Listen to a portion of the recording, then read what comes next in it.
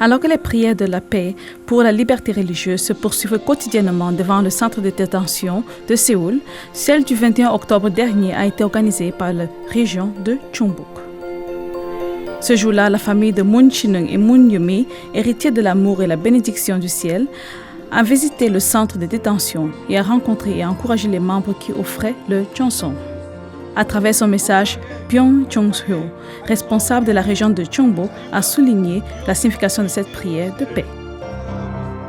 오늘 우리가 이 자리에 모인 것은 분노하기 위해서 모인 것이 아닙니다. 오늘 우리는 싸우기 위해서 모인 것도 아닙니다. 말 그대로 종교 자유를 위한 평화 기도회 이름 그대로 우리는 기도하기 위해서 그리고 하늘의 뜻을 바로 세우기 위해서 이곳 구치소 앞에 모이게 되었습니다. Kim Hon-soo, président des jeunes de l'église de Yeongdong, a promis à travers une lettre de vivre avec Jeonsong et amour envers la vraie mère. 저희가 어머님의 눈물이 되지 않고 어머님의 기쁨이 될 수 있도록 하루하루 정성과 사랑으로 살겠습니다. 끝까지 믿고 끝까지 사랑하고 끝까지 지키겠습니다. 참 어머님 사랑합니다. 감사합니다. Malgré le temps qui est soudainement devenu plus froid, les membres ont continué sans relâche à offrir leur Jeonsong par les chants de louanges et des prières à l'unisson. Hi, True Mother. I love you, and I hope you'll be okay. And we think about you. And I know you are worried about us, but we are strong, and we really try to talk about it, and we try to do our best, and we pray for you, and for us, and for the Providence also. And so don't worry about us, and I hope you'll get out soon, so you can continue your mission, and we want to support you as much as we can. So, love you. Par ailleurs, vers 17h, une prière de paix a été organisée par les membres du programme de formation dans la patrie mère de la Fédération pour la paix et l'unification du Japon. Ces prières de paix offertes avec Jeonsong pour la paix mondiale, les droits de l'homme et la mère de la paix, notre vraie mère, continueront à l'avenir, transcendant les frontières et les religions.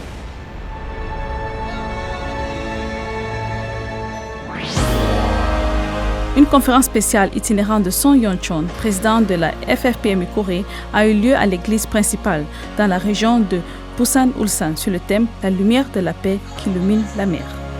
Environ 600 personnes ont participé à cette conférence, dont les résidents locaux, des personnes témoignées, de nouveaux membres et des ambassadeurs pour la paix. Song Yeon-chon, président de la FFPMU Corée, a déclaré la raison pour laquelle nous appelons la présidente Han Hak-chahan notre vraie mère et que toute sa vie a été marquée par l'amour et le sacrifice.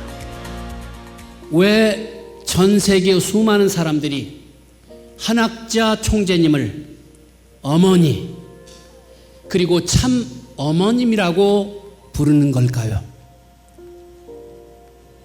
그것은 어떤 종교적인 강요나 신학적인 이유 때문이 아닙니다. 바로 지금까지 말씀드린 그분의 삶 전체가 그 답을 보여주기 때문입니다. 자신의 모든 것을 아낌없이 내주면서도 더 주지 못해 안타까워하시는 어머니의 마음으로 그분은 당신의 자식과 민족이라는 울타리를 넘어 온 인류를 향하셨습니다. 피부색이 다른 사람도 또 종교가 다른 사람도 심지어 과거에 서로에게 총뿌리를 겨눴던 원수의 나라까지도 당신의 자식으로 품고 눈물로 기도하셨습니다. 그렇습니다. 이처럼 국경과 인종, 이념의 모든 벽을 넘어서서 상처를 치유하고 희망을 불어넣는 그분의 진실한 사랑과 조건 없는 희생을 직접 체험한 전 세계의 수많은 학자와 지도자 그리고 평범한 시민들이 있습니다. 그들은 그분 안에서 인류가 나아가야 될 평화의 길을 발견했고 어머니의 따뜻한 품을 느꼈던 것입니다. 그래서 그들이 자발적으로 존경과 뜨거운 사랑을 담아 그분을 평화의 어머니, 참 어머니라 이렇게 부르게 된 것입니다. Shimada Koji, responsable de l'église de Busan, a prié en acceptant humblement la mission du peuple élu, exprimant son espoir que la vérité de la providence soit largement diffusée dans cette vague de renouveau. Et Kang Kyung-woon, responsable de la région de Busan-Ulsan, a déclaré qu'il espère que la lumière de la paix se répande plus largement et que la volonté du parent céleste se réalise sur cette terre. De plus, Chu Jong-gi, président du Conseil des ambassadeurs pour la paix, a appelé à accomplir la mission des ambassadeurs pour la paix sur la base d'une foi absolue et a témoigné au monde de l'esprit du véritable mouvement pour la paix. Les participants ont médité sur la vie de notre mère et sa vision de la paix et ont résolu de poursuivre le chemin de la paix dans leur propre vie. Ces conférences spéciales itinérantes nationales se poursuivront jusqu'en décembre prochain dans 13 régions à travers le pays dont Séoul, Gyeonggi, Gangwon, Chungcheon, Gyeongsang et Jeolla.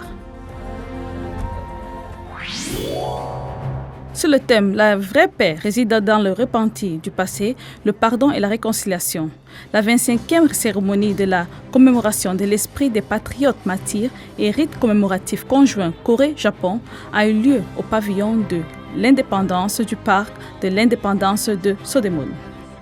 L'événement a été organisé par Myeonghak Multicultural Patriots Association, le Conseil coréen des religions et l'Association des Japonais priant pour la réunification des deux Corées.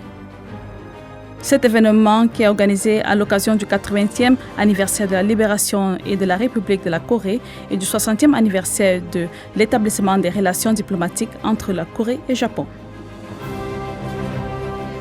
Hong Yoon-jong, président du Conseil coréen des religions, a prié dans son invocation céleste pour que les peuples coréens et japonais s'unissent dans l'esprit de réconciliation et de pardon. 저희는 지금 이 성스러운 땅에서 한국과 일본의 후손들이 함께 모여 화해와 용서와 화합 정신으로 하나 되고자 합니다. 이는 오로지 억울하게 한 맺힌 선열들의 마음을 회원해드리고 선열들이 바라셨던 진정한 독립의 뜻을 되새기기 위함입니다. 더 나아가 순국 선열들의 숭고한 뜻과 영적인 도움을 받아 이 땅의 평화의 세계를 이루고자 하오니 협조하여 주시옵소서. Le véritable Jinwon, abbé du temple Shilbongsa de l'ordre bouddhiste Taego de la Corée, et Mizumo Toshitaka, représentant du conseil Iroha du Koshinto japonais, ont lu la prière bouddhiste coréano-japonaise, suivie d'une cérémonie commémorant les patriotes martyrs et les esprits héroïques de la nation. Sato Midori, président de l'association des Japonais, a déclaré que jusqu'à présent, 1800 Japonais ont participé. Lee Song-ho, maire de l'arrondissement de Sodaemun, a exprimé sa gratitude pour la continuité de cet événement en faveur de l'harmonie coréano-japonaise.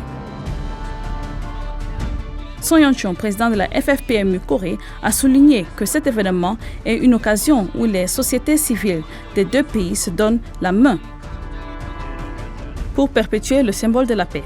Oh Yun-ho, responsable de la région de Seoul-Nord, a honoré dans son éloge funèbre l'esprit de sacrifice sublime des patriotes martyrs et des esprits héroïques de la nation. Lee Gi-shik, président de Segeilbo, a exprimé son espoir que la vision de la paix des deux pays soit partagée au niveau civil et que les fondements de l'harmonie s'élargissent. La cérémonie de commémoration de l'esprit des patriotes martyrs et rite commémoratif conjoint Corée-Japon a débuté en 2001 à l'initiative des missionnaires étrangers résidant dans l'arrondissement de Sodaemun. En 2013, l'événement a reçu une plaque de reconnaissance du Service national des anciens combattants de patriotes et depuis 2017, il s'est établi comme événement officiel parrainé par le ministre des Anciens combattants et des patriotes. À l'occasion de la 60e anniversaire de l'établissement des relations diplomatiques entre la Corée et le Japon, la section FPU de Daegu Gyeongbu a établi un jumelage avec Kita Hiromisha du Japon céleste. Han Yong-shik, directeur de la galerie, a offert une sculpture d'amitié commémorant l'échange fraternel des ambassadeurs pour la paix Corée-Japon, que lui-même il a créé. La Fédération pour la paix du Japon a également offert un objet commémoratif gravé de l'inscription « Jumelage de la Fédération pour la paix Corée-Japon ». Les participants ont réfléchi à l'importance de la paix coréano-japonaise et se sont engagés à renforcer ce jumelage fraternel. Un workshop pour les jeunes pasteurs et responsables de la Corée céleste s'est tenu le 14 octobre au siège de la FFPMU Corée. Son Yeon-chon, président de la FFPMU Corée, a souligné que les jeunes pasteurs ne sont pas des candidats pour l'avenir, mais les apôtres du ciel qui se tiennent en première ligne. Ce jour-là, les participants ont partagé leur expérience pastorale sur le terrain et leur vision dans un moment d'échange. La deuxième académie de préparation pour la réunification avec les étrangers résidant en Corée, organisée par la Coalition nationale pour le mouvement de la réunification Nord-Sud, a été inaugurée. Cette académie s'est déroulée dans le cadre du programme du soutien aux organisations civiles du ministre de la Réunification sur le thème de la paix dans la péninsule coréenne. Kim Sok-shin, président de la Coalition nationale pour le mouvement de la réunification Nord-Sud, a encouragé les participants.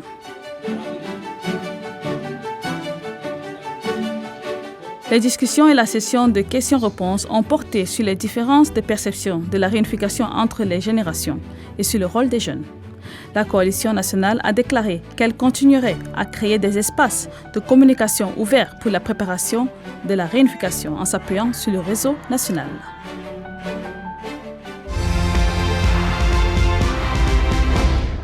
Un service interreligieux a été organisé à Detroit, aux États-Unis. Lors de ce service qui a réuni environ 80 personnes, 8 représentants de différentes confessions ont favorisé l'harmonie interreligieuse à travers une cérémonie de mélange d'eau et ont transmis un message sur le thème « Le cœur de Dieu ». L'école New Hope de Bridgeport, fondée en 1996, a célébré son 30e anniversaire de fondation. L'école accueille actuellement des élèves de la maternelle à la 8e année et fonctionne en plaçant l'éducation du cœur et du caractère comme valeur fondamentale. Récemment, une bourse Giving Tree a été mise en place pour les familles ayant besoin d'aide financière. L'école New Hope de Bridgeport, où les élèves de diverses origines ethniques et culturelles reçoivent une éducation, s'est établie comme une institution éducative qui apporte l'espoir aux étudiants et à la communauté locale. Un workshop de 3 jours sur le thème aperçu de la vie bénie a été organisé à San Francisco, aux États-Unis. Environ 60 personnes ont participé à cet workshop, dont les familles bénies, mariées et célibataires. Les participants ont partagé la vie et les enseignements des familles bénies. Ils ont réfléchi à nouveau à la signification de la bénédiction à travers des témoignages de familles bénies plus anciennes.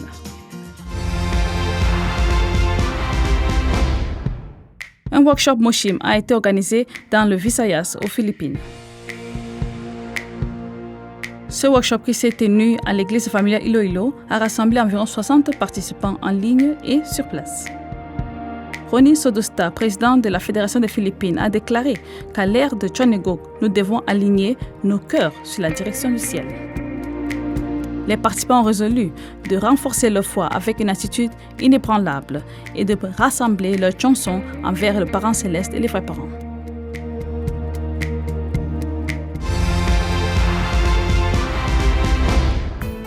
La Fédération des arts martiaux et de Tongilmodo de Zambie a organisé un examen national d'avancement au Dojan national de Lusaka. Lors de l'examen, les capacités globales des élèves ont été évaluées, notamment leur exécution technique, leur position, leur posture, leurs équilibres et leur session de questions-réponses sur la compréhension philosophique et l'attitude morale des arts martiaux de Tongilmodo. Les premiers détenteurs de ceintures noires ont reçu des certificats officiels et des cartes de membres de la Fédération des familles arts martiaux de Tongilmodo.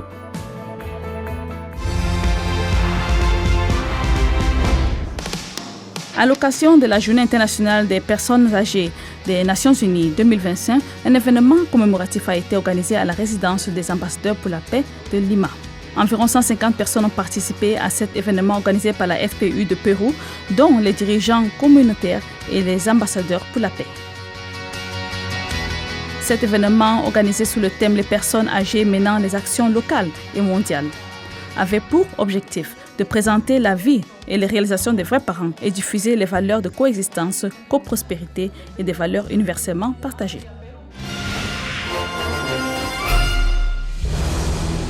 Un programme de renforcement des capacités médiatiques a été organisé par la Fédération des familles de Zambie. Les participants qui ont acquis de l'expérience en apprenant la théorie et la pratique des médias ont déclaré qu'ils joueraient un rôle dans la diffusion des paroles des vrais parents. La Fédération des familles au Liban a invité Oh Kyung-yo, président de l'association coréenne pour l'édification de la famille, pour organiser un programme sur la guérison intérieure. À travers ce programme, les participants ont guéri les blessures de leur cœur et ont réfléchi à nouveau à la valeur précieuse de la famille et l'importance des relations. La Fédération des familles de Turquie a organisé un séminaire Peace Designer avec la Fédération mondiale de la jeunesse et des étudiants pour la paix YSP au Moyen-Orient. Grâce à ce séminaire en ligne qui s'est déroulé pendant 3 semaines, les participants ont appris le processus de mise en œuvre des projets de la paix. La Fédération des familles d'Israël a organisé une Peace Sukkah, un dialogue interreligieux avec une communauté juive réformée. Cet événement a réuni la Fédération des familles, le judaïsme, l'islam, le christianisme et d'autres confessions, priant pour l'harmonie et la paix en renforçant les liens interreligieux.